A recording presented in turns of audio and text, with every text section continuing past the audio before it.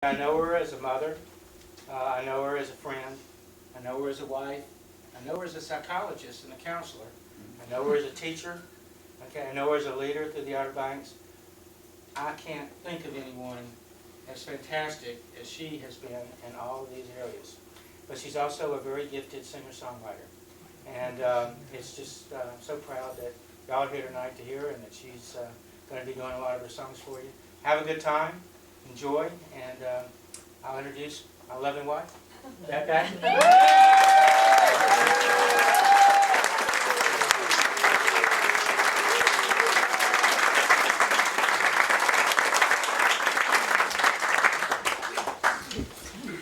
I got a letter from the city, and the city told me to stop having those concerts. You can only have 3. Any more than that's a prima facie business. So I called up the city feeling great disdain. Why is 3 the magic number? Will you kindly explain? In layman's terms, what's a prima facie business? So they showed me the book, the city's zoning code, that 3 scheduled events in any one abode is suspicious of being a business. Oh, what's an event, will you interpret for me? This place is my home. It's where I eat and I sleep. And what I do in my home with my friends is my own business. So, we met with the boss and the enforcement team. 3 events in a year were allowed. Is that what you mean? Any more than that is a prima facie business. So you're saying that meetings any more than 3, like Cub Scouts and Bible studies, get no relief? And even football bowl parties are considered a business? I couldn't believe it, but I saw with my own eyes. They all nodded affirmingly, and I laughed till I cried. All those fundraiser events around the town could be a business.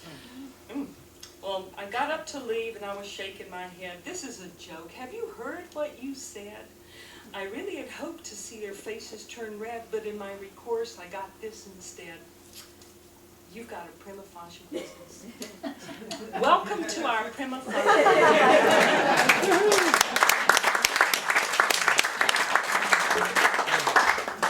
So, I have several friends whose parents have died recently, and they all have said and claimed that their parents, their mother or their daddy, they were getting so old, and they really were ready to go.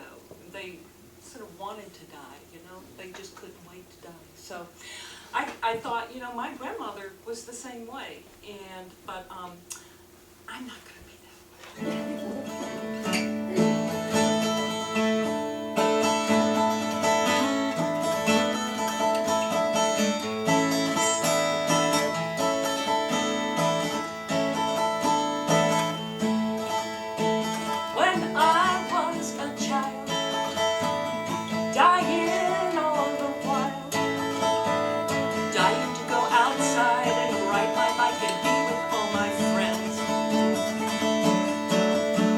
Dying to go swimming, catch fireflies and run till summer ends.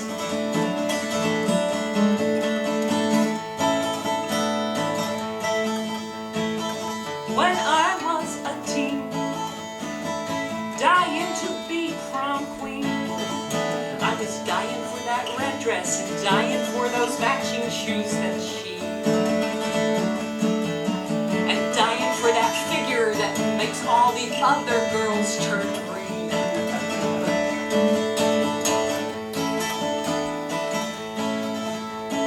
All the things I wanted, I no longer want. Yes, I know it's true. I could have those things and all my wants, do all the things I ever wanted to. Now that I am older and dying to live the life I dreamed, time is growing shorter. I'll never live long enough, it seems.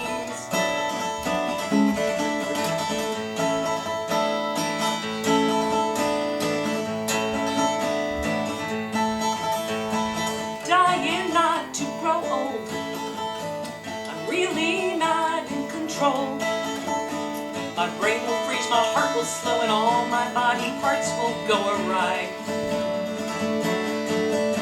Just breathing is a struggle, and soon I'll be dying to die.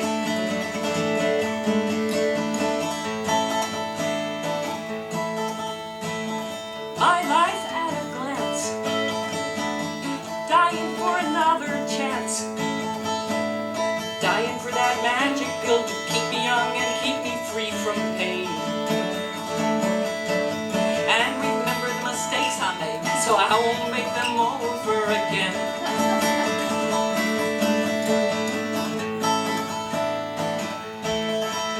All the things I wanted I no longer want. Yes, I know it's true. I could have those things and all my wants, do all the things I ever wanted to. And now that I am older and dying to live the life I dreamed, time is growing shorter, I'll never live long enough it seems.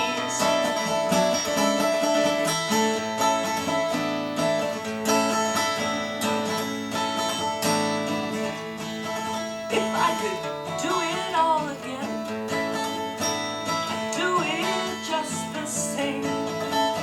Do all the things I've done before, see all the friends I've made along the way. That'd be you. Kiss all my pets and family, there's not one single thing that I would change. I'd live my life the same.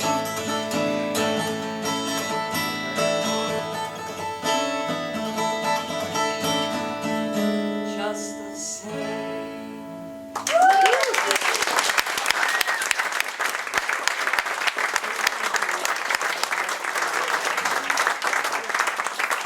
Some things I'd change about Bill, though.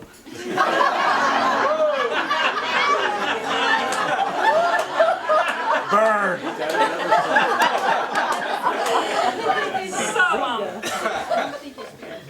pardon me? I don't think your mic's on.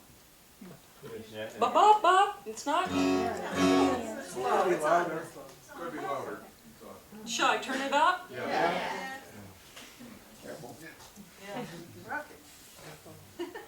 We don't like feedback around here. Is this better? Is that okay? If not, turn the hearing aids up. I'll be joining that crowd soon. Probably. Anyhow, I heard a report on NPR about 10, 12 years ago that the average person waits in lines for 54 minutes each week. It's probably doubled that now, don't you think? Yeah. Yeah, so I wrote this little crazy song about waiting in lines.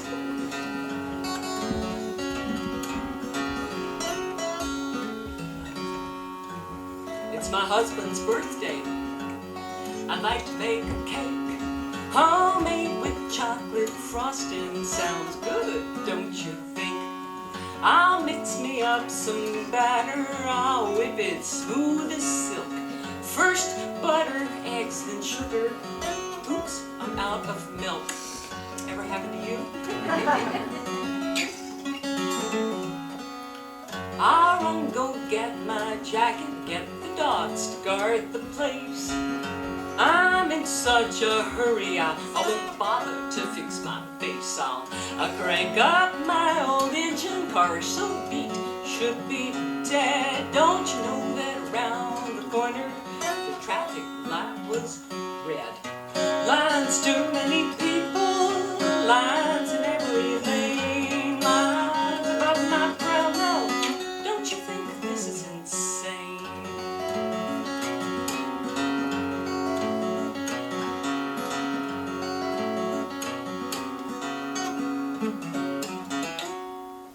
Next time I'll take the back roads, the more scenic route, where dogs and cats and those furry critters and little children lurk about. Peaceful, winding, narrow streets, no sign of road rage anywhere, no honking horns or freaked out drivers or gasoline perfume in the air.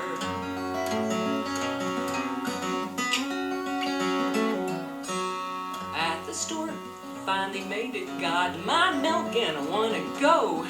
Don't you think there's an empty checkout? Of course the answer's no. true. So where on earth's that fast lane? The one to zip me right on through. I'm stuck in a line with 100 people, give or take 1 or 2 lines. Too many people, lines in every lane, lines above my brow now. Don't you think this is insane?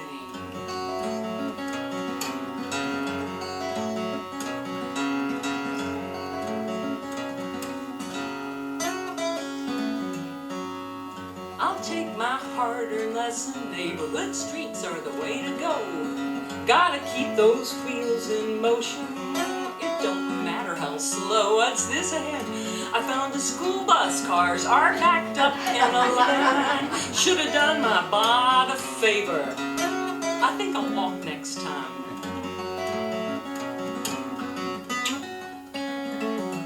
It's 8 o'clock. I'm in my driveway. My husband's birthday just expired. Birthday batter for our dinner. Reservations required. What a sport that man of mine is. Lets me take him out to dine. We go out for our supper. You got it? We have to wait in line.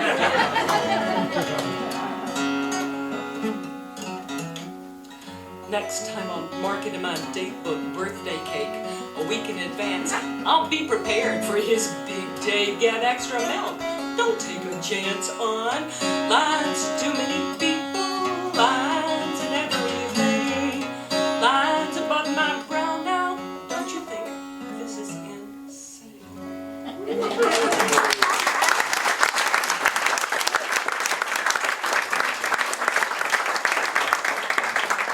I'm gonna sing mostly songs, I think, from the new CD, but I'm gonna, veer off every now and then. So that one was from Conversations of Priceless Other Stories. This next song is a song that I have wanted to write ever since I started writing songs, which was in 1989. When we first moved to Raleigh, Bill was in graduate school. I was an at-home mom. We were buying a house. We had no money. And we met this woman who was in her 80s. We met her at a George McGovern rally. And she didn't want to support him because he wasn't liberal enough. But it was the best choice. So her name was Eunice McCrary, and we became fast friends. She gardened, and she grew everything that she put in her mouth. And so she said, well, why don't you grow all your food, and that would save some money. So we ended up gardening on a city lot, which is right next door to her house. That lot now has houses on it, but it was at the intersection of Brooks Avenue and Clark Avenue. So it's right across from that Lutheran church. There was this huge 1-acre empty lot there. And ours was on the front row. We grew sunflowers in the front, and then we had pole beans and so in the summertime, when it got really, really hot, and it really does, I would take off almost all my clothes, and I would be picking beans back there. Nobody could see me, but so anyhow, if you remember that garden, that was no. So anyhow, I wanted to write this song about Mrs. McCrary for years and years and years, and then all of a sudden, one day last year, it just came out. I mean, it just like, there it is. And so this is called Mrs. McCrary's Garden Cart.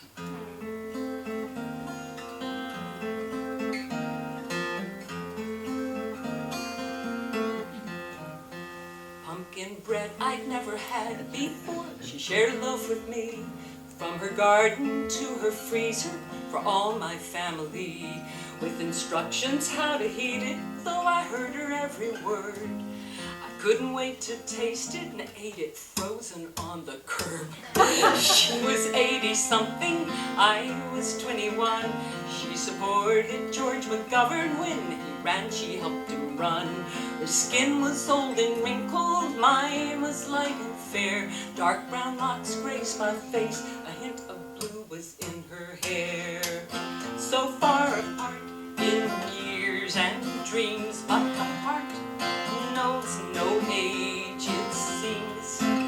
How I envied all she'd done back in the days when I was young.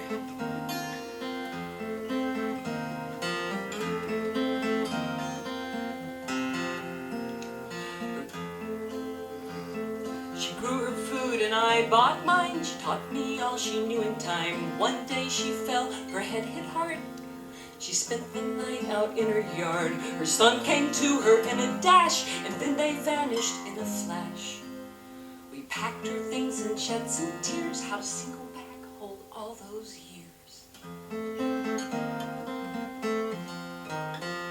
The treasures all were sorted as they passed on out the door. One last word before she parted, but I stood around for more. Dear girl, there is but one thing I hold so dear to my heart. Aside from your sweet friendship, it's my worn-out garden cart. Use it in the springtime, munch the moisture in the soil.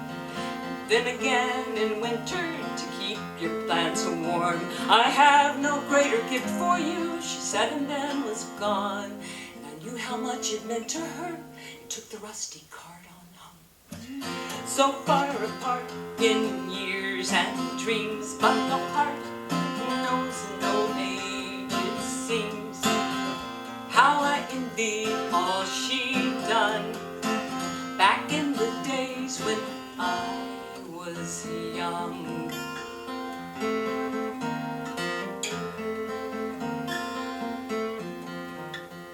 For 20 years I gardened the lot beside her yard, but the work became a burden. It was tiring, it was hard. The day I took the last load from the mulch pile, as I kneeled, I heard a snap, the cart collapsed.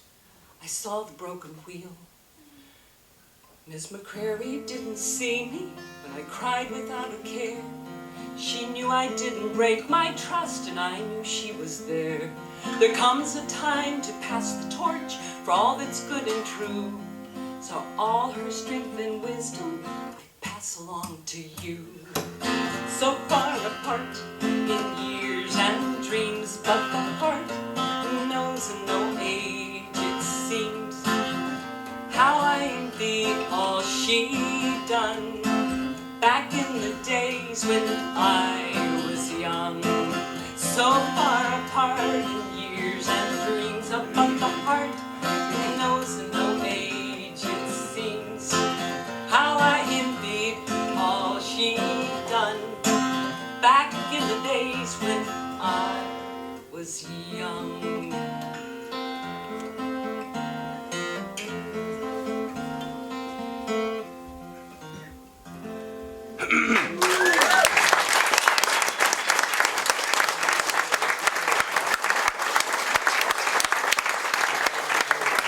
Bill says, back in the days when you were fun.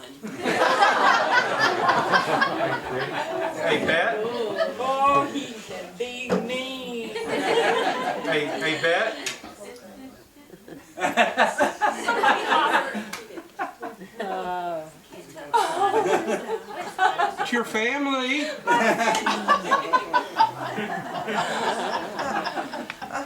How many of you is back there?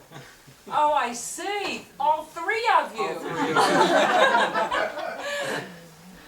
Thank you. Thank you. I see the little marionettes back there. Two of them could not come, so he's got their pictures on a stick.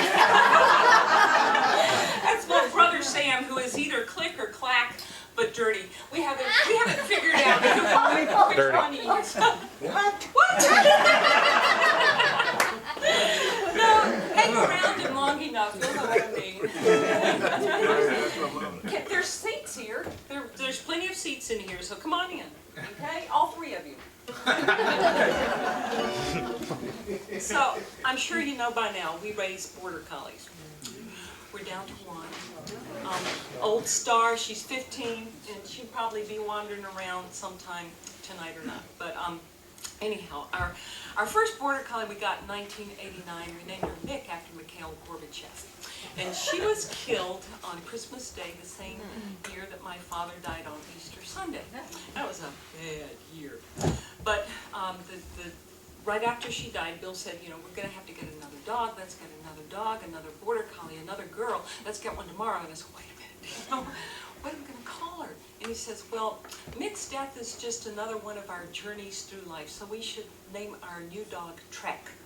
And I thought, well, that works. So we looked around for litters of border collies and found one the next day and chose Trek the dog.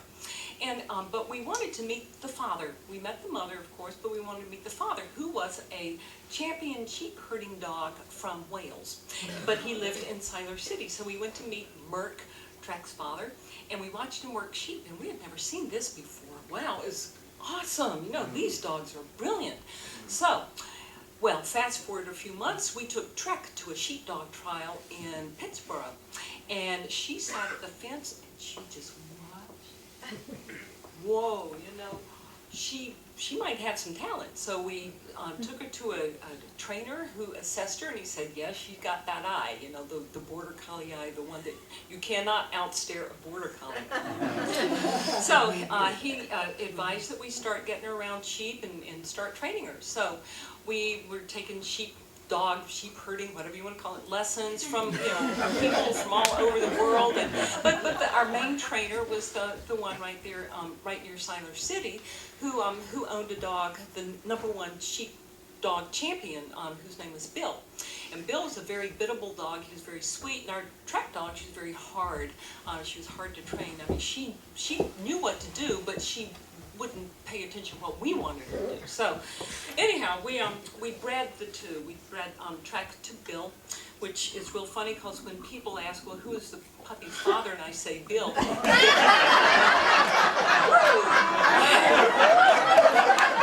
You can imagine the looks we get. We always thought you guys were kind of weird. Anyway, so we were going to keep a female from the litter.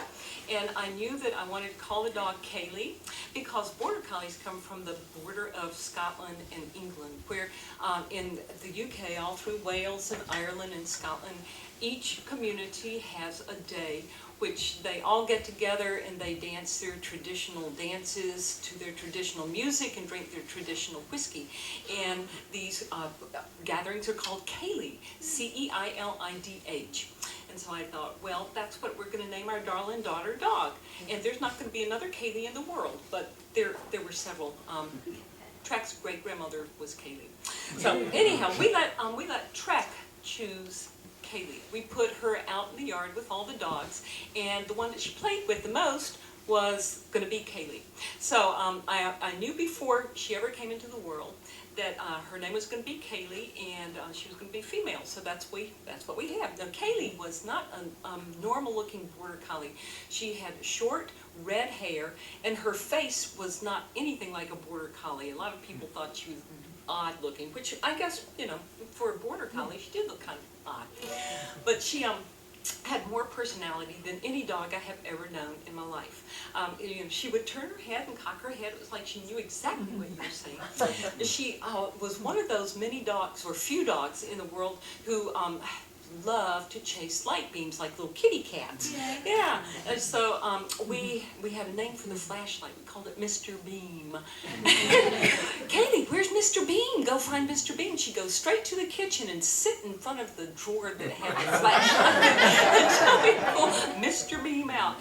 So Ceilidh also had a third nostril. She had a little hole right in the center of her nose, and I thought, well, maybe one of the other puppies bit her or something. No, but you know, when we took her outside, it blew bubbles, just like the others. So our dogs seemed to live for a long time. Trek was almost 16 when she died. Ceilidh was almost 18. And for like 6 months before we finally had to part with her, I knew that her time was going to come soon. So I wrote this song for Ceilidh.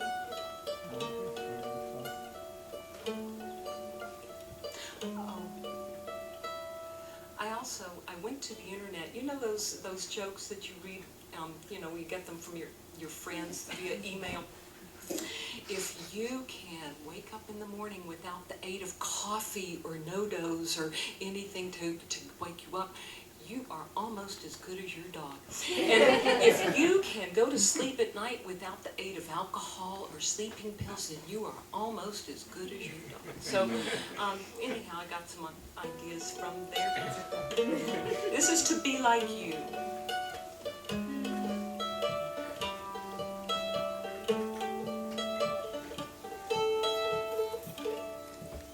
Well, I knew when I met you, I would never forget you. But you're leaving, and it's so plain to see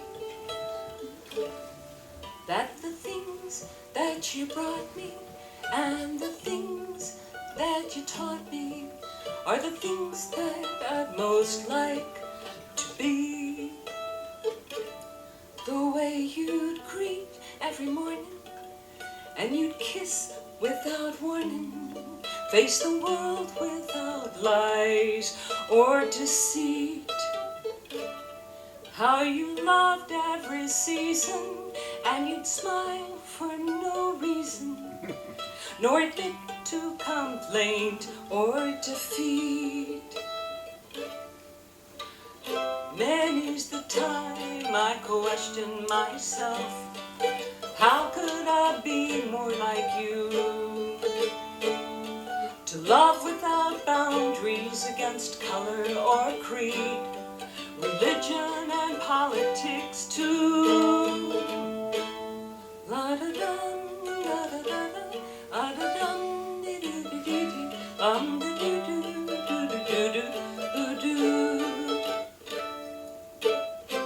There must be a secret place where you hide your sorrow and pain.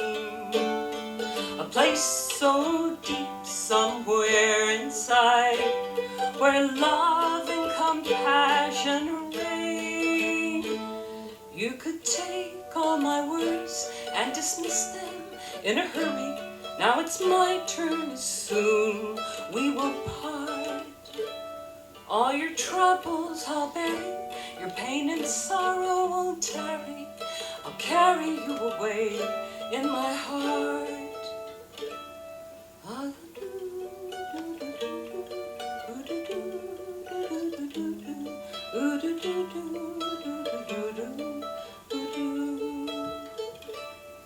Well, I knew when I met you, I would never forget you.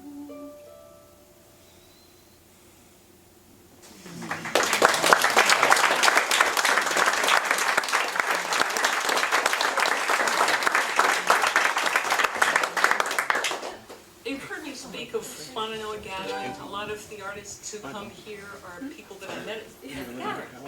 Well, I went in 1996, and I wanted to study with Tom Paxton that summer. So I did. And the way Tom was getting us to write songs was, I'm writing a song, and it goes like this, da da da da da da da da da da. Now I want you to match the meter, okay? And so we all go away to our little wherever, and for 15 minutes we come up with a line, we come back, and then he says, and then the next line goes, da da da da da da da da. And so we go out, so this is how the song came about. And but Tom gave me the line about the mule, okay? And so I go home after, Bill, I hope you're not listening. Anyhow, I come home from the gathering, and Bill says, okay, show me what you wrote. See, it's a song about his stuff. It's about all of his collections, okay? And so I sing it for him, and he says, I can't believe we spent all that money for you to go out there for 5 days to write a song about my junk. So he gives me the last line of this song. In my garden there are many blooming flowers. In your basement lie thousands of tools. If you bring home just one more acquisition, then you certainly will sleep with the mule. 'Cause I don't need another roto-rooter, electric train trains that are kerosene stove, compressor generator, broken down trunk, kids are wearing me to the bone. Rare wooden boxes and old geographics, ladders and drill bits and old farm tools. Another teeny item in the walls will split. We a warehouse, not a home. If I think that I might need a hammer, I could have my choice of 3 or 4. And I know you took apart all those Mustang cars. Break this habit of bringing home every bargain that you find. And I'll live out my life in the garden. It's the only place I can fit my behind. I don't need another rotor-rooter, electric trains that are kerosene stove, compressor generator, broken down trunk, kids are wearing me to the bone. Rare wooden boxes and old geographics, ladders and drill bits and old farm tools. Another teeny item in the walls will split. Wave a warehouse, not a home. It's a warehouse. It's not a home. It's a warehome.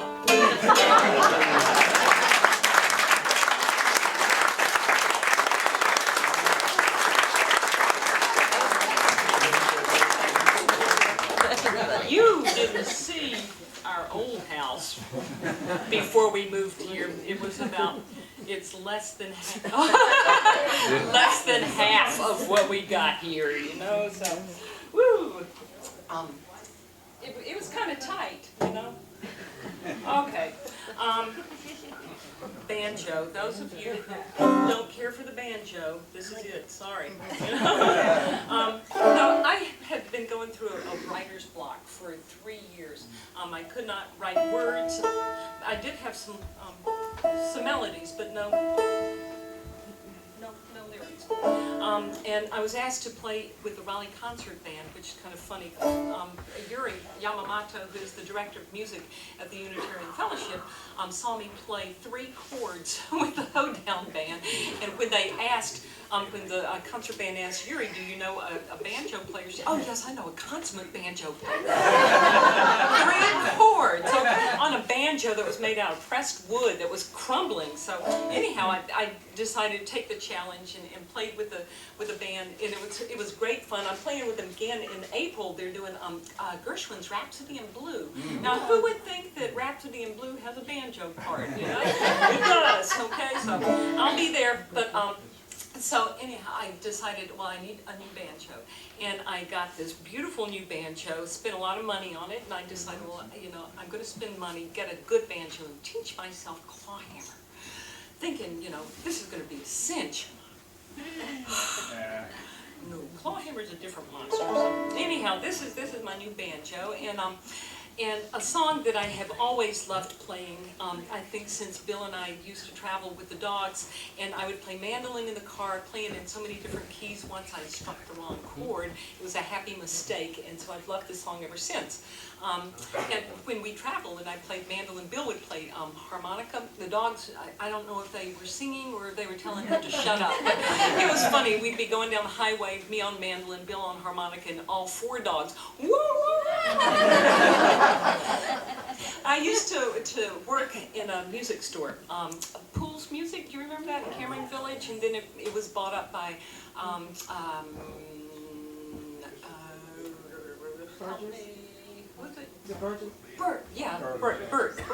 Bert Music.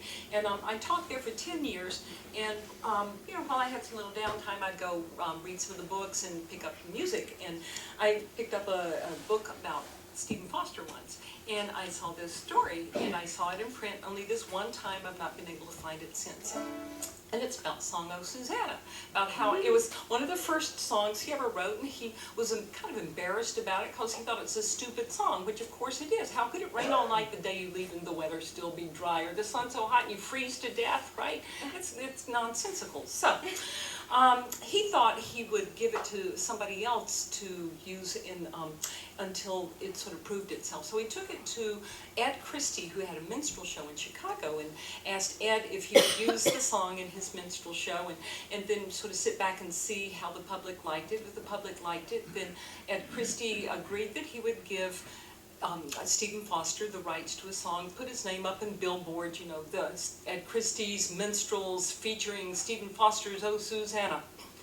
So years went by, and the Civil War broke out, and the slaves used "Oh Susanna" as a guide to the Underground Railroad. They took the melody and changed the words. And then the soldiers sang to it as they marched in the streets. And I mean, it became a very, very popular song. The melody changed for the gold rush in out to California. So the song was very popular. And Stephen Foster went to Ed Christie in Chicago and said, well, I came to claim the rights to my song. And Ed Christie says, well, people think that I wrote the song. I'm getting famous for this. And this was before there was copyright. So Stephen Foster said, we had a gentleman's agreement. We shook hands on this, and you better honor it. And Christie refused to. So Stephen Foster beat him up in the street. And so Christie said, okay, your song. Of course, this was before there was copyright. Finally, he was able to get copyright. But when Stephen Foster died, he had 87 cents in his pocket. You know, was given a pauper's funeral, probably in his old Kentucky home. So anyhow, I've got a recording of this barbershop quartet back in the 1920s because there was a verse in this book that I had never seen before, and I have never heard except on this barbershop quartet, and they did sing every word, and I'm not going to sing one word, and you're going to know which one is missing, okay? And it's a verse you probably never heard before, so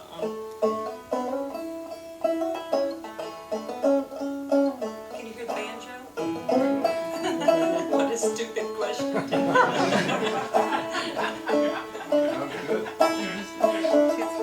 I come from Alabama with a banjo on my knee. I'm going to Louisiana, my true love for to see. It rained all night the day I left. The weather was bone dry. The sun so hot I froze to death. Susanna, don't you cry. I jumped aboard the telegraph, traveled down to river, electric fluid magnified, killed 10,000, the bog and bust the horse run off. Really thought I'd die. Shut my eyes to hold my breath. Susanna, don't you cry. Oh, Susanna, don't you cry for me. Come from Alabama with a banjo on my knee. I had a dream the other night when everything was still. I thought I saw my girl Suzanne coming around the hill. A buckwheat cake was in her mouth, a tear was in her eyes. Says I'm a coming from the south. Susanna, don't you cry.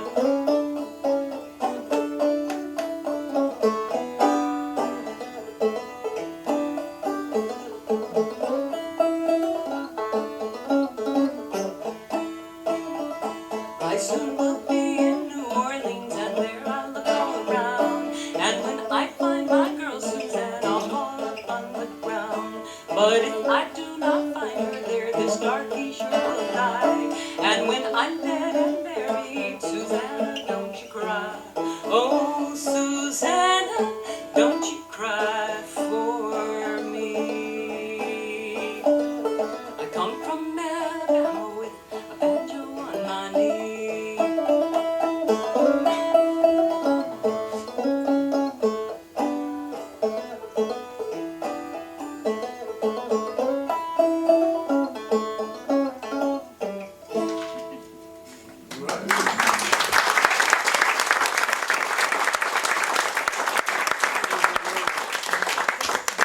So Bill, the collector, comes home with a painting last summer, and it's a beautiful painting.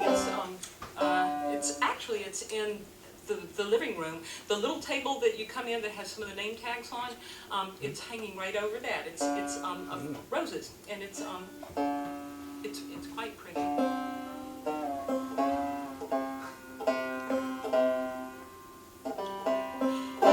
Anyhow, he got a real good bargain because it wasn't signed, and he got it for the frame.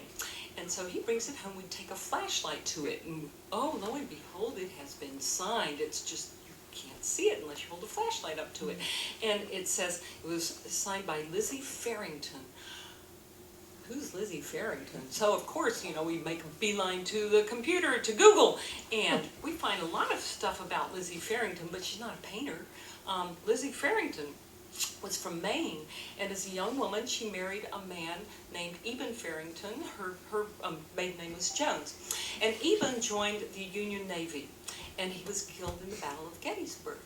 And what we found was a letter that was written to Lizzie, to Eben's wife, by Eben's best friend. And actually there were a whole series of letters, but we just found one, and we bought it because we thought this is kind of interesting. It might lead to, who did this painting. So we were reading the letter, and it seems that this young man who was Eben's best friend, his girlfriend had either jilted him or gotten married while he was there in the Navy, and he was joking with Eben, used to joke and said, I wonder if I would ever make a suitable husband for somebody. And Eben once said to him, I think you would make a fine husband for Lizzie if anything happens to me in the war. So they are doing this courtship through mail, and exchanging all kinds of affections and pictures, and so in effect he's somewhat proposing marriage to her. But also in this letter, he is telling Lizzie that he thinks that Eben's family is trying to cheat her out of some of her property rights, some of her inheritance from him, because they hadn't been married very long. And so he says to her, it is high and noble for a person to ask and be determined to have what belongs to them. It is what I've been struggling for the past 2.5 years. It's what your own husband died for upon the bloody plains of Gettysburg. So, we found some more stuff about Lizzie Farrington. Evidently, she went on and married somebody else whose name was John Peterson, and he moved her to Sacramento, California. And they had 2 daughters, and John lived until 1909, at which time Lizzie decides she's going to apply for a widow's pension from the service that Eben had done in the Union Navy during the Civil War. Now, there is a editor at the Sacramento newspaper who is doing a story on fraudulent applications for widow's pensions, and he picks up on Lizzie's application and sees that the dates of her wedding to Eben conflict with what he's able to find in the town where she got married. So he's asking the government for additional information, and he's badgering them, send me this, send me that. This woman is trying to bilk you out of a widow's pension, and she does not rightfully deserve this. And so all of a sudden he writes the government, and he says, never mind, she died. Well, I'm thinking, I have this letter that was written in 1863, whenever, by a man, and he addressed it to Mrs. Eben Farrington, and so I'm thinking that this might have been proof of her innocence. What do you think?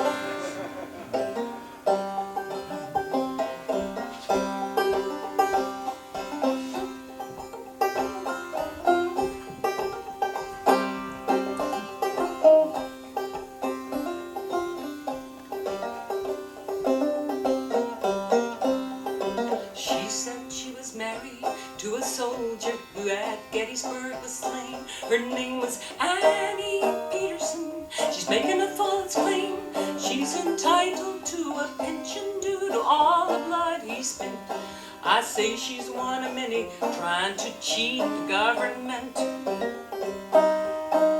A certificate of marriage with Anne and Eben's vows could never be confirmed, as the dates conflict somehow. All the lies she put together I disproved and did my best, but now it doesn't matter, for she's died and laid to rest.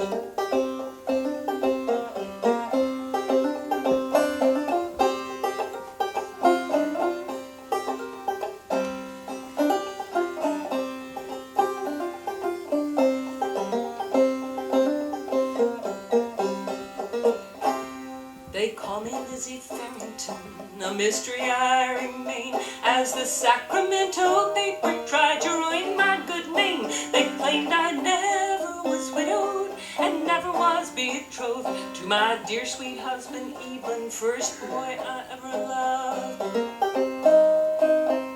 We married in December, year was 1861. A short time after that, the Civil War it had begun. Eben joined the Union Navy, a soldier he became. He went to serve his country and he left me here in Maine.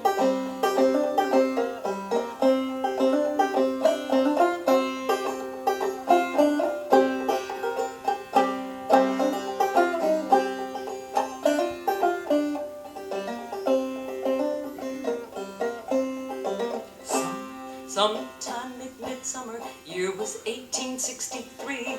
I learned that even died, he gave his life so nobly.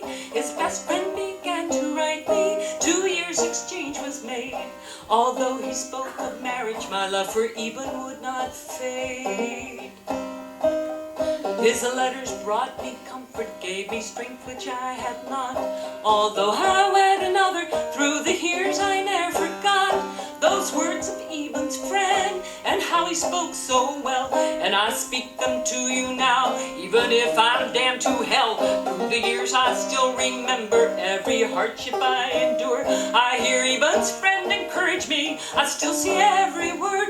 It is high and it is noble to fight for what is yours. It's what your own husband died for on the plains of Gettysburg.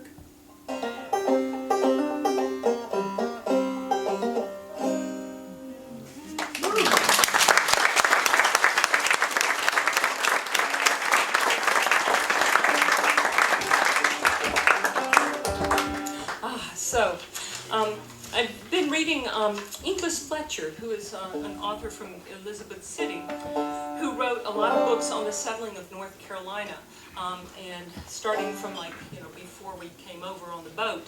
And this one was one that I was just inspired to write a song about the settling of North Carolina. So this is it. Cover Me Up.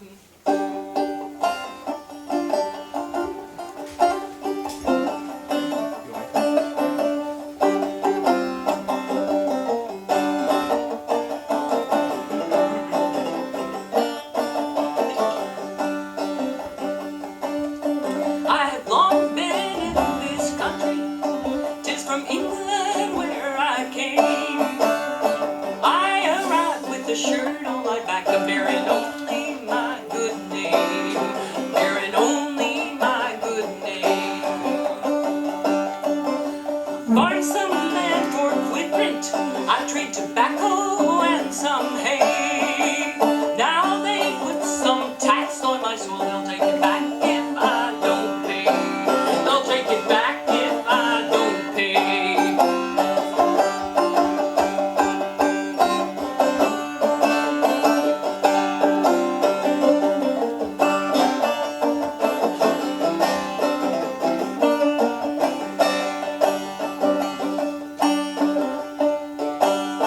I'll fight for my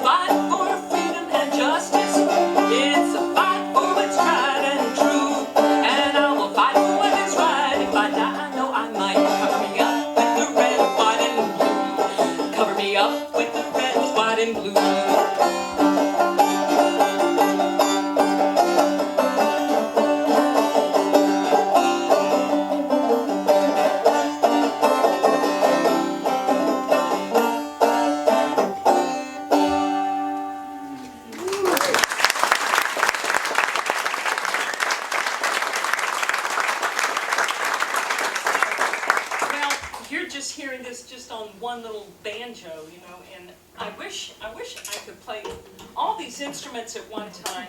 You know, if I could, wouldn't that be something? I probably wouldn't be here tonight. I'd probably be on television or something. But yeah, well, but anyhow, so I was thinking, you know, not only do I need a clone, you know, to play instruments with me, but you know, to have some help around here too, you know, big house to clean. Lots of stuff to do. Lots of stuff to, yeah. Right, well, when we moved here, I said, Bill, you know, I'll do the floors, you dust. And he says, yeah, I'll do that. And I'll say dust once every 2 weeks. He said, okay, but he never said when he was going to start. Yeah, anyhow, but I thought, you know, I wish there were a way that you all could hear all of the instruments played together. And there's CDs out there. And tonight, they're special for this very, very special night, this very special occasion. They're only $10 each, and if you buy one, you can get one free. So how awesome is that? Yes. I'm going to do a couple more here. We'll take a little break. My youngest brother, whose picture is out here somewhere, Alex, he's either the click or the clack, I'm not sure which, but there he is, there's Axe. He found a box of letters that my father had written to my mother before they got married. And he calls me up and he says, do you think it'd be all right to read these? And I thought, well, they're both dead, yeah, so they're not going to know. Go ahead. So he did, and then he calls me up and he says, you want to read them? And oh, yeah. So I thought, well, my dad is quite poetic, and so I started taking notes, thinking I'm going to write a song using some of his poetry and the things that he had said to my mother. But in groping for a rhyme, which often songwriters do, you know, trying to find something, the song took me somewhere else. So this is a song called "The Letters."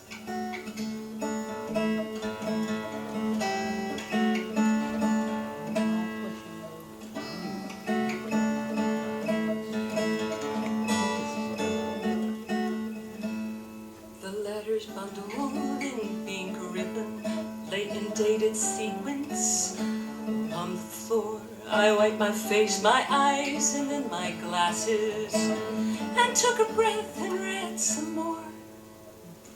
I never knew their love or passion, all I remember was despair.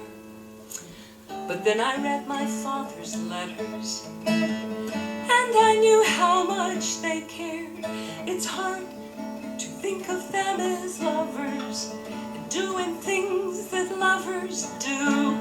Passionate kisses, warm embracing, whispering words like, I love you.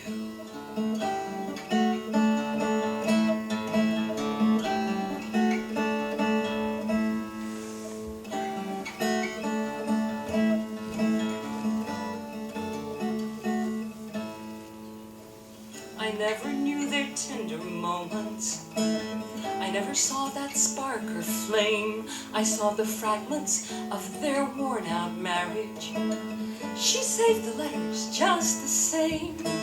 Someday you'll read your father's letters in the bedroom closet. You'll find him there, you'll raise your brow. I know that expression. You'll be surprised how much we care. You think it's hard to think of us as lovers and doing things that lovers do.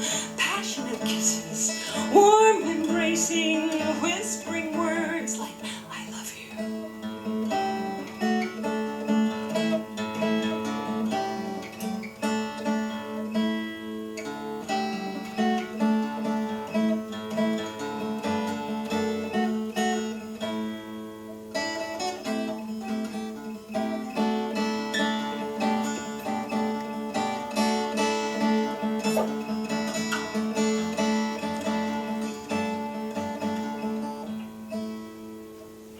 I hope someday you'll write some letters, and as the years roll by you'll age, and you will see just how love changes, but will be remembered on a page.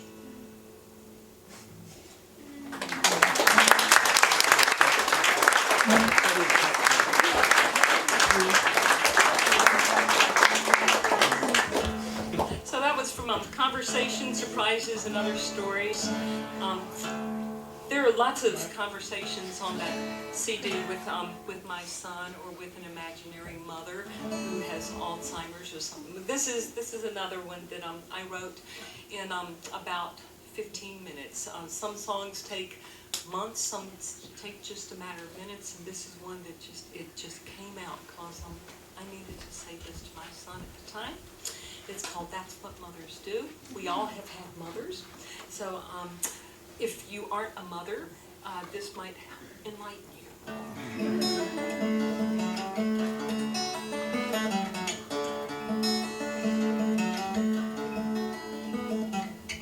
I remember the day of your arrival. We told jokes for weeks about my survival. You kept us awake until you were 2. You cried in my arms, I'd sing to you, 'cause that's what mothers do. I picked up your toys, I helped with arithmetic, talked about girls, I taught you the gear shift. You went to the prom, stayed out way past 2. You talked to me, I listened to you, 'cause that's what mothers do. Now you're a man and gone from our home with the girl that you love in a car of your own, and finding that life isn't all that you dreamed when you were a kid and thought your parents were mean. No, you're all right.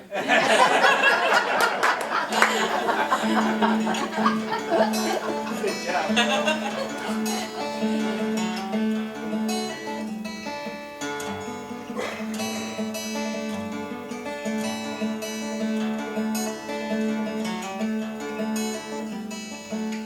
I know your joy, I feel your sorrow, how sometimes you wish there's no tomorrow. Tomorrow will come, there's nothing you can do but talk to me. I'll listen to you, 'cause that's what mothers do. That's what mothers do.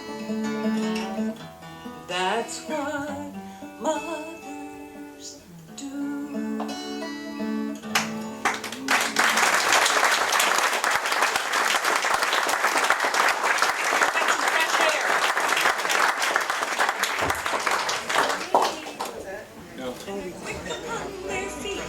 My Mick's so smart, you know, I taught her how to speak.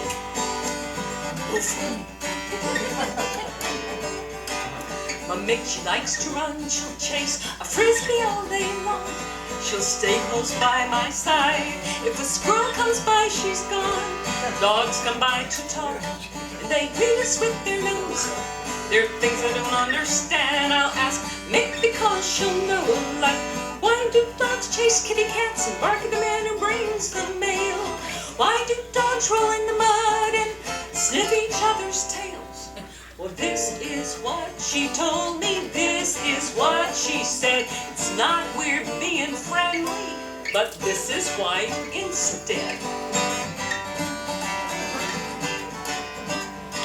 At the canine bar in town, the Pooch's Disco Lounge, all the dogs have come to dance and check out the other hounds. We have to check our tails and hang them on a rack, much like you humans do when you check your hat.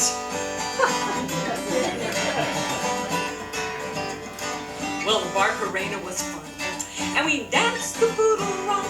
We howled the chorus in time as we did the high note stomp. But fire broke out in the bar, we had to leave real fast. We grabbed the first tail on the rack and stuck it on our backs. Some lost in confusion, some lost in the fire. The tail I have is not mine, but someone else's attire. So when you see a dog and he's sniffing to no avail, forgive him for this act, he's just trying to find his tail.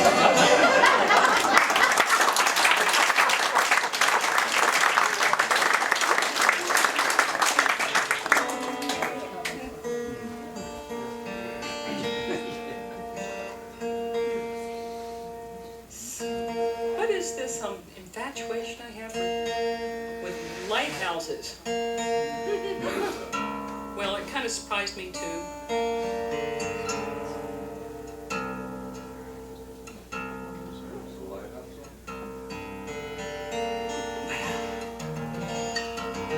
Isn't that gorgeous? Yeah. I heard Greg Greenway once tuning his guitar to sing a song, and I just remember that tuning. You know, it took me like a few weeks to crack it, and that was what it was. Yes, it is G minor with C on the bottom. Thanks for what you did with Heather. Oh, well, thank you. We're now battling the foundation stones, but we finally got the park's attention, and the foundation stones, which we call the circle of stones, are going to be moved. They're going to be relocated close to the lighthouse in the fashion of a circle, we hope. And they're going to be protected. Right now they're under sand and they're being threatened by the surf, and if we don't do something soon, then they will be out there in the water. So the national park is going to, we've been battling for 9 months, and they finally are going to do it. Anyhow, I was noodling with this tuning, and all of a sudden the words came to me. I am a lighthouse, and I thought, what? Who said that? And it came back, it just wouldn't go away. I'm a lighthouse. So this is in 1996, right when the big hoopla was, what are we going to do with this lighthouse right here on the edge of the ocean? And it was Hatteras Lighthouse. And I figured, well, I guess this song has got to be about the Hatteras Lighthouse. But I knew nothing about the Hatteras Lighthouse. So for 2 weeks, I researched, I read books, I read newspaper articles, I even called the national park and talked to the son of the last lighthouse keeper, Randy Jeanette. And I asked, what was it like growing up at the lighthouse? And he told me all these wonderful stories. And so by the time the pen hit the paper, the song had written itself. It's called If a Lighthouse Could Speak.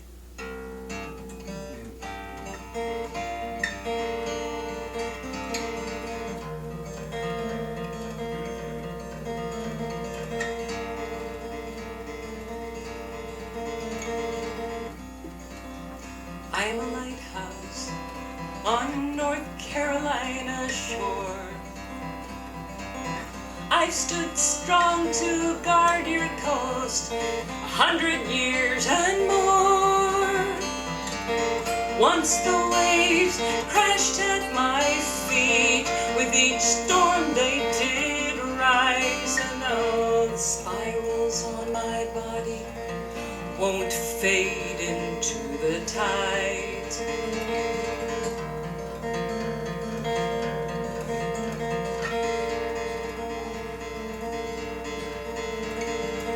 My father stood before me here, though not as strong as I. Witnessed many wrecks, diamond shoals, and so have I. Saw the ironclad Monitor and Spanish galleons in his day,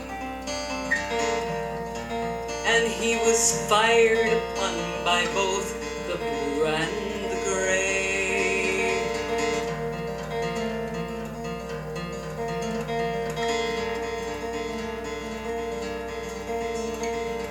His body weakened with the war, it was clear that he was worn. So I was built in 1869, strong to take the storms. I am the tallest in the land, I tower above them all. I warn the sailors of the graveyard and guide them through the squalls.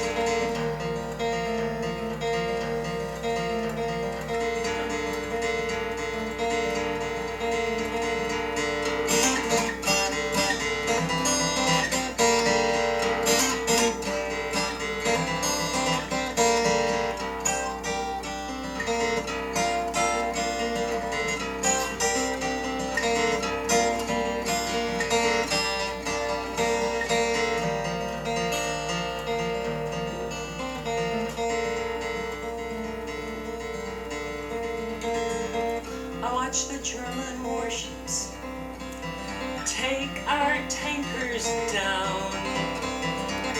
21, I watched the ghost ship as she ran aground. My beacon prisms were polished, cleaned with loving hands. Secrets I could tell you would warm the heart of any man.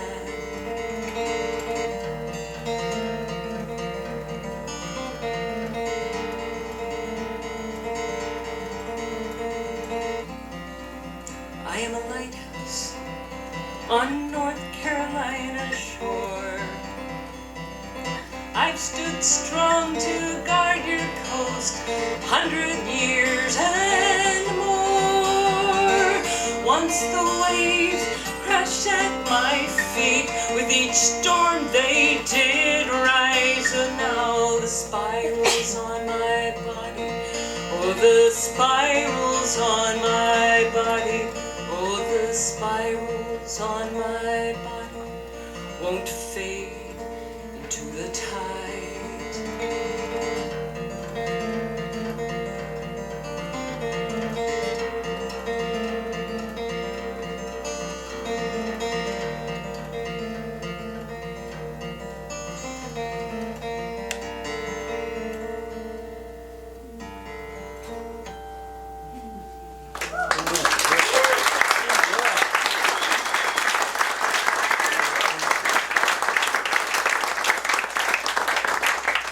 If I told you the things that I see in my head when I sing that song, you'd probably get up and leave. Oh, me. So, we had a second litter of puppies. 15 years and 2 months ago. And Star, who is here somewhere tonight, she is the last one of that litter. And we kept a little boy dog also. His name was Trey. And Trey, he reminded me a lot of Kaylee because he was a smooth-coated red dog, lots of personality. And he was like our best buddy. We'd go out in the yard and he would stay right there with us no matter what. Well, he would meander every now and then, but not very often. And he was just filled with personality and love, and we loved him, you know? What can I say? He had a bad heart. And he just died suddenly. I mean, actually, he blew a hole in his heart, and we had to let him go on Christmas Eve. And so I wrote the song like the next day and turned it into a video a couple of weeks later. And it was probably a very, very good, wonderful healing experience for me. For me, when I'm sad, to get out of it, I have to go into the deepest, darkest place that there is and just sing the songs that are going to make me cry the hardest, and then there is no way out but going up. And so writing this song did that, but putting together the video of Trey when he was a little puppy, because I watched him, well, I was there when he was born, I was with him when he died, and so I put together all these pictures of him when he was just a little, I mean, just fresh out, you know, and it's called All the Tears. You know this feeling, you felt it inside. I know that you know from the tears that you've cried, you've cried.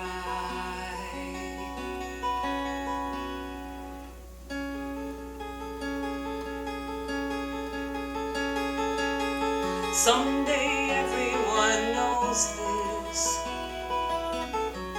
It's too hard to hide all the pain that we feel when someone we love has died. We can bring back the memories, but we can't face the fact we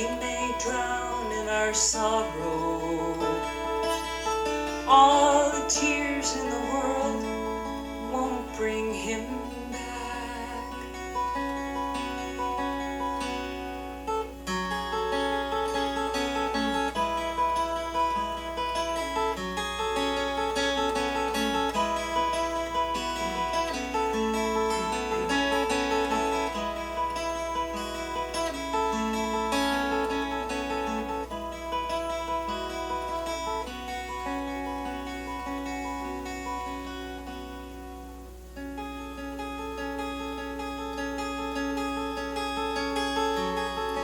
Nothing else matters. Grieving comes first. For the more that we love, the more that it hurts. It hurts.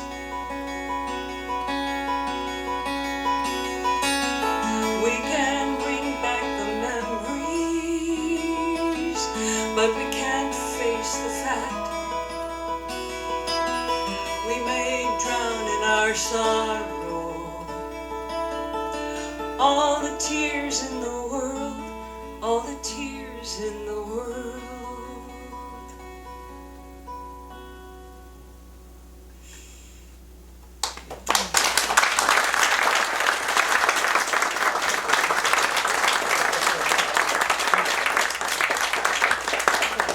This little instrument that I'm playing here, I found at a flea market back many years ago. $400. Lady wanted $400. I offered her $350. What are you supposed to do at a flea market, right? Yes. She said no. $400. $375. She said no. So I started going home, and then I thought, this is stupid. Am I gonna, give up this gem of an instrument, just over $25? I turned around and brought it home. So it's 1932. It's 117 Martin. It's marked on the back. It's stamped. And so 1932, all mahogany. This thing sings. I mean, it really sings. And it'll produce some harmonics. It really surprised me. I used it in some recordings recently, and on it's about times, and I'm hearing things that I did not play. Whoa, so that's pretty much. Francis Child collected ballads from England and Scotland back in the 1800s, and he collected more than 400 of them, and this is one of probably the most famous.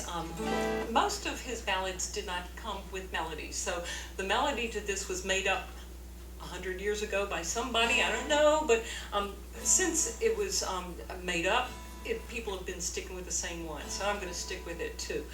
It's been recorded by various people, Tony Rice, Doc Watson, and most recently Nickel Creek. It's called House Carpenter, and it's a conversation between a sailor and his lady love. And who says you have to play clawhammer banjo? This is going to be recorded by me sometime soon.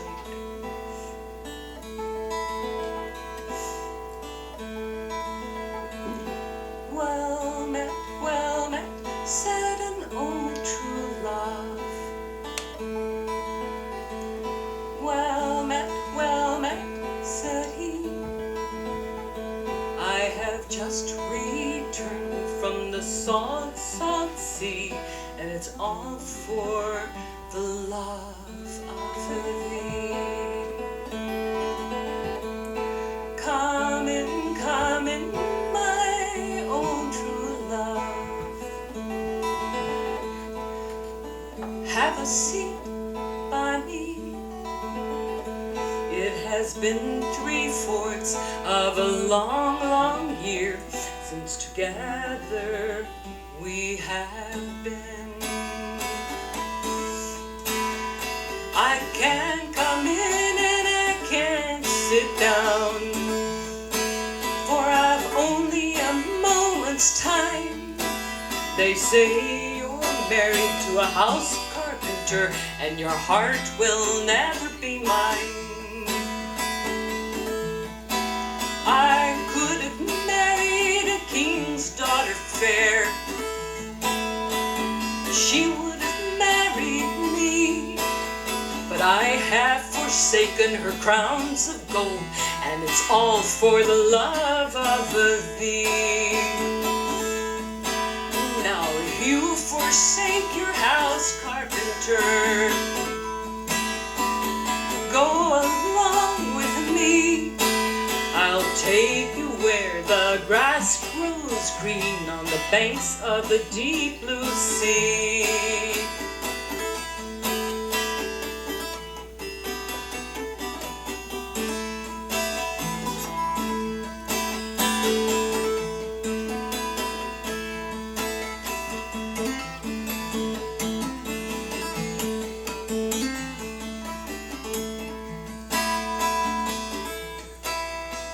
She picked up a darling little babe. Kisses she gave it 3, saying, stay right here, you tiny little babe, and keep your papa company. They had not been on the ship 2 weeks. No, I'm sure it was not 3, when his true love began to weep and to mourn, and she wept most bitterly. He asked, are you weeping for my silver and my gold? Or are you weeping for my store? Or are you weeping for that house, carpenter, whose face you'll never see no more?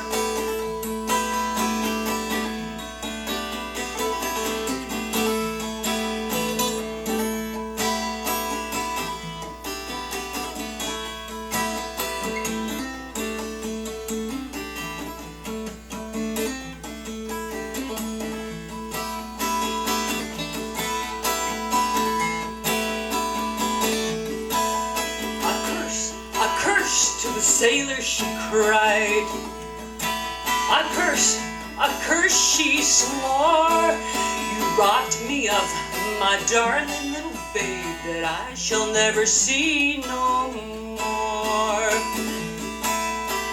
They had not been on the ship 3 weeks.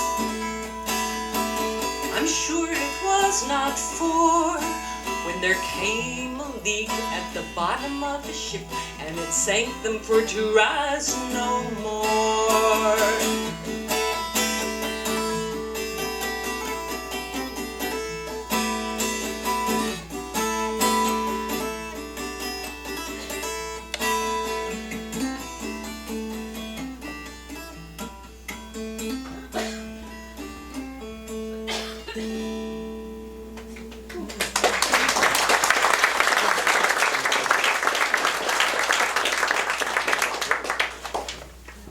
So, you know what happens if you aren't faithful.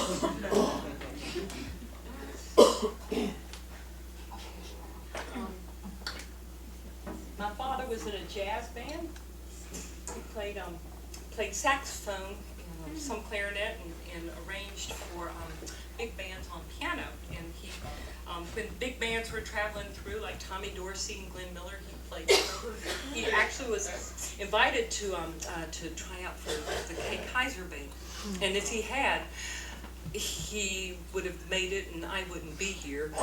His uncle found the letter when my father was in service, and opened it and read it, and he said, Sammy doesn't need this, and he threw it away. My dad never knew that he was asked to audition for the Kay Kaiser Band. So, in a way, I'm glad, but you know, he got his fill of music. He did play, after he retired, he played with a little Dixieland band, which is really kind of funny because my parents retired down at Sunset Beach, and all of the members of this Dixieland band lived all in a row, boom, boom, boom. There was Dick Gable, who played with Glenn Miller, and then he was the leader of the band, Dick Gable's All Stars. He played trumpet. And then was my father and mother in the middle house, and then on the other side was Tommy Underwood, who played bass with American Bandstand. And so they all retired from Raleigh or Durham to move down to Sunset Beach. Well, guess where all their gigs were? in Raleigh. So twice a week they had to drive to Raleigh to play. And I'd go listen, about once every week or so. And I got to watch these old men, like, they're in their 70s and they're just, having the grandest time. It was wonderful. And there was a friend of my dad's who played with him quite often. That I had known since I was a little girl, because he had a television show when we were all little. It was called the Uncle Paul Show, right? Paul Montgomery, and Paul he could play any instrument. I mean, really. And so he was playing piano with the band. And after my dad died, I would still go to listen to the band, and I would go visit Uncle Paul sometimes. And this man was fascinating. He just had one story after another after another. So I was visiting him one day, and I kept saying, I gotta go. And I'd stand up and I'd try to leave, and he'd start another story. And finally I said, Paul, I have got to go. I got a class to teach in an hour. I start to stand up, and he says, well, you know Doc Watson, don't you? Yeah, the first time I ever saw Doc was when he came to hear me play at the Irregardless Cafe. And he said, oh, really? Yeah. And so, anyhow, I told him, go ahead and tell your story. And he said, well, Uncle Paul was blind. A lot of people don't know that because he could hide it pretty well. But he said, I was Doc Watson's roommate at the Governor Moorhead School for the Blind. I said, do tell. He said, yeah. And he said, and he played the banjo, and I played the guitar. And we'd go out underneath them great big trees, and we'd play all afternoon after class. And, well, you know how stingy we guys are. He wouldn't let me touch his banjo, and I wouldn't let him play my guitar until the day they kicked him out of school. And I said, what? They kicked Doc out of school? And he said, yeah, I'll get to that in a minute. So he says, well, the day that he left school, we were sitting out under the trees, and we decided, well, we'll do it just once. So he played my guitar, and I played his banjo, and then he grins real big and says, so you're looking at the man who taught Doc Watson how to play the guitar. How cool. Why'd they kick him out? And he said, well, Doc, he said, don't swear, you will not tell a soul until Doc dies. I kept my word, really, I did, for a very long time, about 15, 16 years or so. It seems Doc hated classical music, and in one of the buildings, and maybe it was the cafeteria, it might have been the gym somewhere, I don't know, the library, they had a radio that played classical music all the time. And he went into that room and he picked up that radio, not really realizing that anybody could see him, because of course he couldn't see them, So, and he throws it down on the ground, breaks it to smithereens. So that's why they kicked Doc out of school. Now, everybody, I only heard that from this one person, and he's dead now too. So I don't know if it's true, but I would consider Uncle Paul to be an honest man. So I was noodling with this little melody when Doc died, and so it took shape. This song had to be for Doc. Love the sound of the waves on the rolling sea. Love the sound of the wind as it blows so free. Sound of the forest when it rains. Love the sound of your voice when you call my name.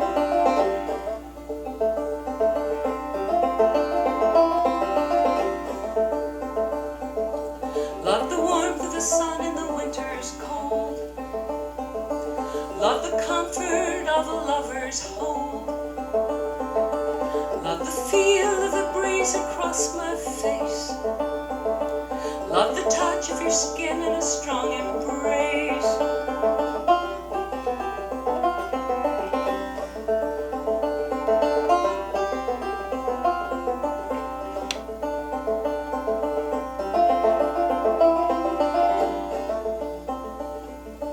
Love the sweet fragrance of pine. Love the scent first time. Love it when my skin smells fresh and clean. Love the scent of flowers in spring. Beauty is a word I cannot say, yet I know and feel it around me.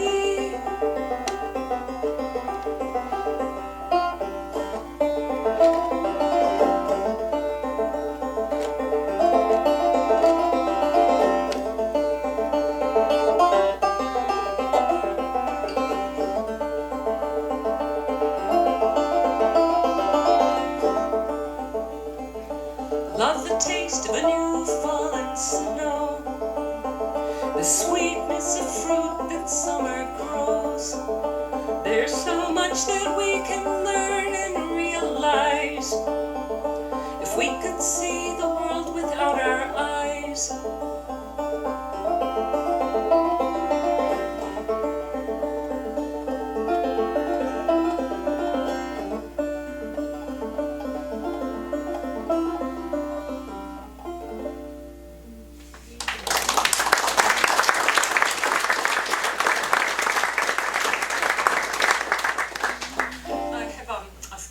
Whose name is Kevin Duffus, who is, he does a lot of research, historical research, mostly at the Outer Banks, and fascinating person, fascinating stories, fascinating research and history he puts together. And he was asked to write a story for Our State magazine based on Civil War letters that were written by a soldier, a Confederate soldier, to his family in Yadkin County. And so he was telling me this story, and it just, the ending of it just gave me absolute huge goosebumps. And I said, this has got to be a song. So I put it to music, and at this point, I need to recognize that there are many songwriters here. I'm not the only one. There are many of you out there. And many of us get together every now and then. We sing for each other, and we give positive criticism or the axe, whichever. And if it weren't the waters is wide, I can cross o'er. Neither have I wings to fly. Build me a boat that can carry two, and both shall row, my love and I. For love is gentle and love is the sweetest flower when first it's new, but love grows old, and when it's cold and fades away, like the morning dew, I hear that harmony break.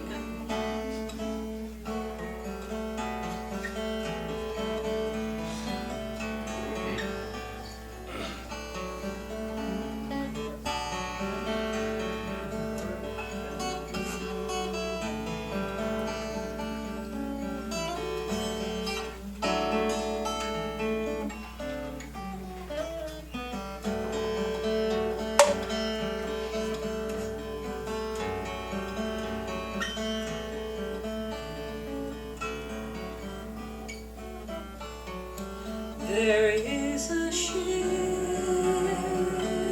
and she sails the sea.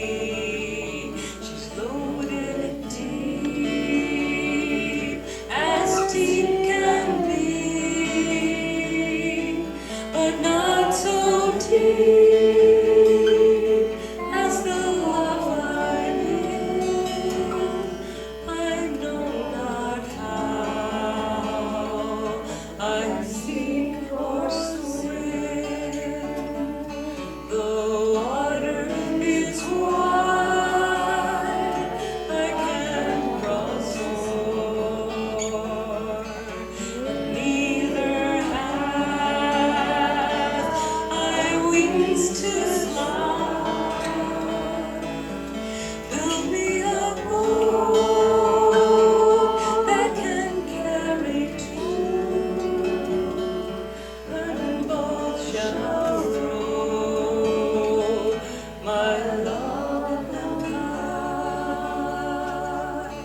and both shall row, my love and I.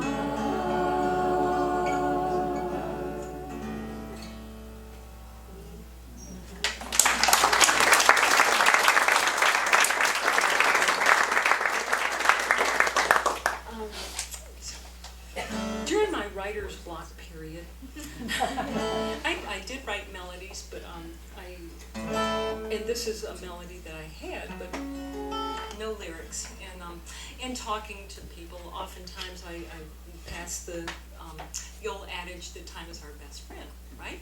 Time is our best friend, you know. Wonderful things happen with time. We heal, you know, our hurts are healed, but you know, bad things happen with time too. So I always would tag on, and it can be your greatest enemy as well. So time is our best friend and our greatest enemy.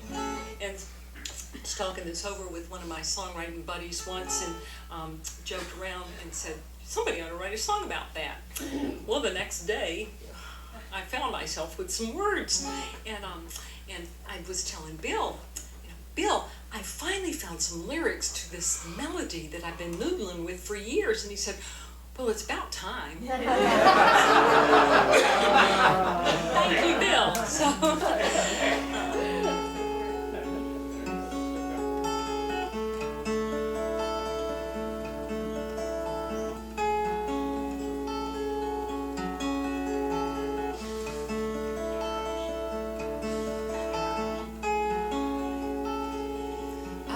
Say you're my best friend.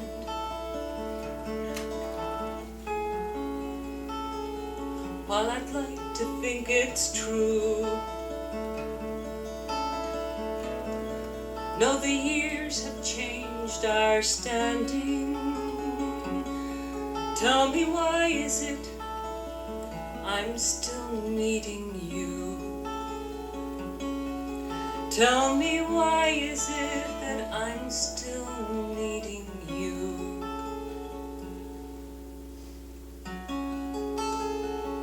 I believe that you work wonders, and though we've seen these many moons, even now I try to find you, to mend my hurts and heal my many wounds. To mend my hurts and heal my many wounds. We'll fly through this world together, but you're always hiding. It's so hard to find. I know you'll be here forever. One day I'll find you, my old friend, time.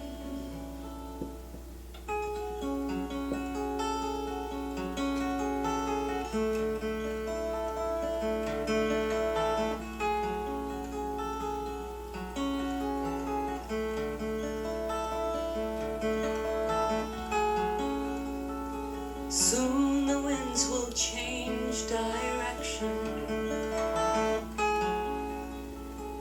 Will all my searching be for naught?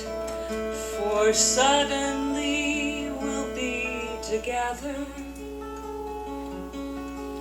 and finally you were all I've got, and finally you were all I've got.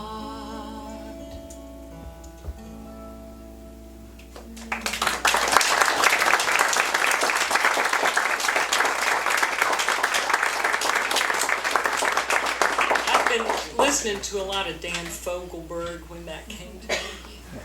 You know Dan Fogelberg? Yeah. Not personally.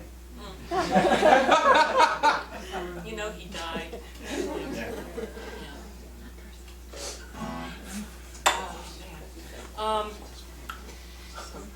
This is the title track to little My Shooting Star.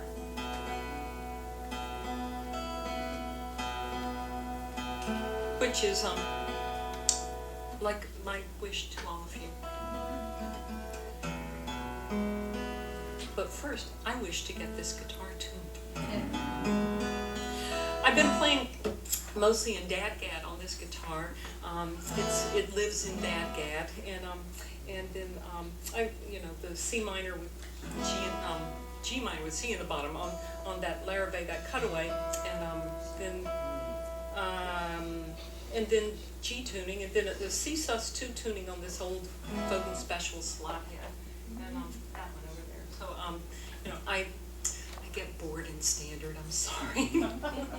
Anyhow, this is called My Shooting Star, and it's my wish for all of you. Last night I saw a shooting star, a blazing streak. It went so far. First past Venus, then past Mars. I hardly even saw it. Some things seem just happen chance. Timing's right for circumstance. Like shooting stars on second glance. I'm lucky that I caught it. Who am I? Who are you? How did we get in this place? Seems to me just that we are specks out here in space. My shooting star, it dropped too fast, like times remembered from my past. I didn't even get a chance to make my wish upon it. That in all you dream and all you do, when you leap, shoot for the moon. And if you miss, I hope that you will land up in the stars. And when you leap, shoot for the moon, I hope you land in the stars.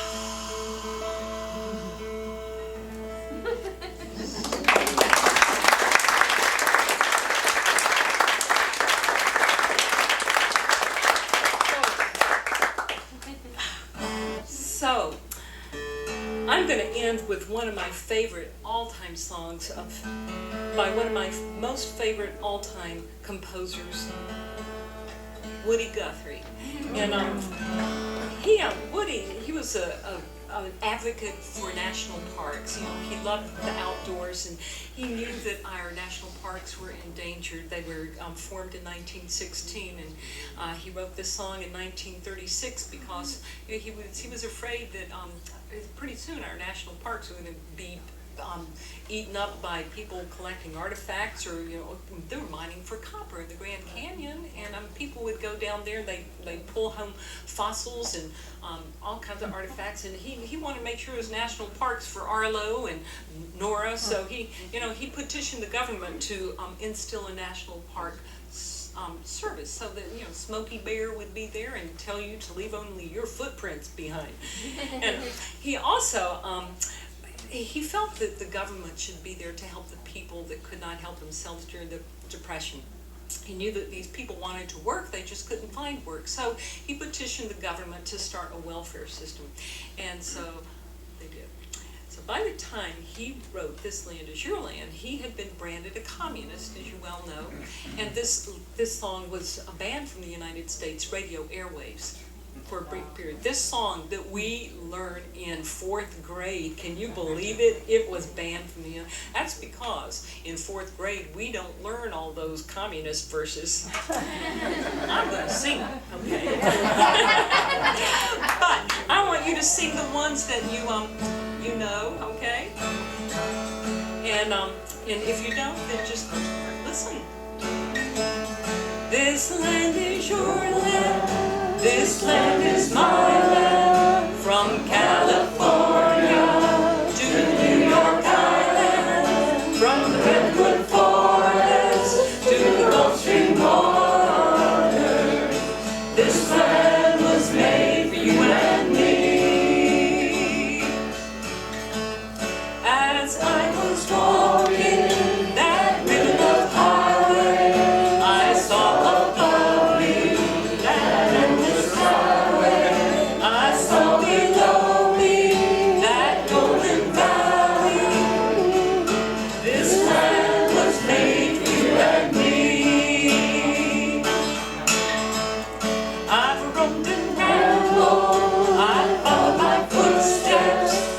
the sparkling sands over diamond deserts, and all around me a voice was sounding. This land was made for you and me.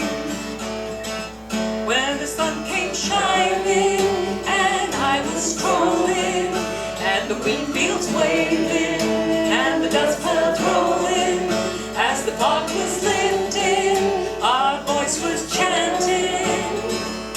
This land was made for you and me. The chorus, this land is your land, this land is my land, from California to the New York Island, from the redwood forest to the Gulf Stream water. This land was made for you and me. One bright Sunday morning, in the shadow of the steeple, by the relief office, I seen my people as they stood there hungry. I stood there whistling. This land was made for you and me. Nobody living can ever stop me as I go walking that freedom highway. Nobody living can make me turn back. This land was made for you and me. My favorite verse, as I went walking, I saw a sign there, and on the sign it said, no trespassing. But on the other side, it didn't say nothing. That sign was made for you and me. This land is your land, this land is my land, from California to the New York Island, from the redwood forest to the Gulf Stream water. This land was made for you and me. I can't hear you. This land is your land, this land is my land, from California to the New York Island, from the redwood forest to the Gulf Stream water. This land was made for you and me. This land was made for you and me. Made for me.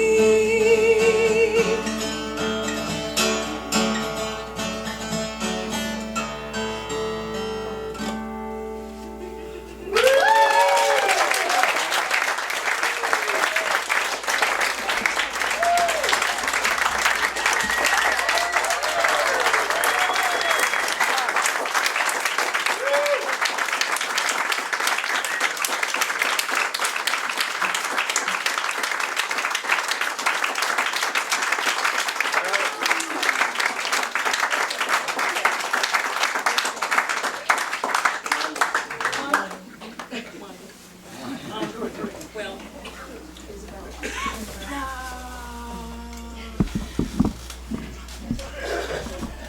this is another one that many people helped me with. Back this summer, I could not attend the Memorial Monday, but Bill did. He took pictures, and a lot of my friends did, and some of them got arrested. Yes. And so I put together this song and did a video, and I thought, you know.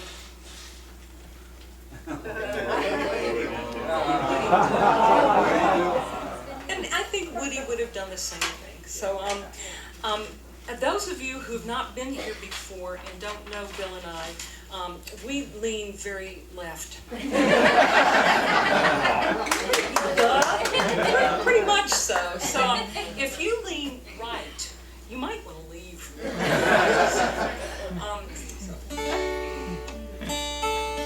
And I did make stand up for our workers who remain unemployed. I'm sorry that our leaders, your benefits destroyed. Medicaid expansion was blocked, and who's to blame? It's our leaders there on Jones Street. They act like we're insane.